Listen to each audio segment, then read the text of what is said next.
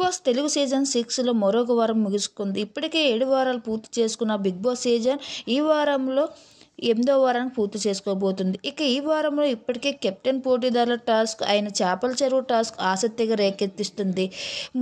ముందుకు వెళ్ళింది. అలాగే బిగ్ బాస్ కెప్టెన్ కోసం జరిగిన కెప్టెన్సీ టాస్క్ ముగియింది. ఈ టాస్క్లో సిహాన్ విజయం సాధించినప్పటికీ కెప్టెన్గా ఎన్నికయ్యాడు. కెప్టెన్ పోటీదారుల కెప్టెన్ టాస్క్ ముగియడంతో బిగ్ బాస్ హౌస్మేట్స్ మధ్య చిచ్చు పెట్టడానికి ఈ వీక్ వరస్ట్ కంటెస్టెంట్ ఎవరో ఏకాభిప్రాయంతో తెలపాలి అంటూ బిగ్ బాస్ చెప్పాడు. దీంతో అందరూ తమ అభిప్రాయాన్ని చెప్పారు.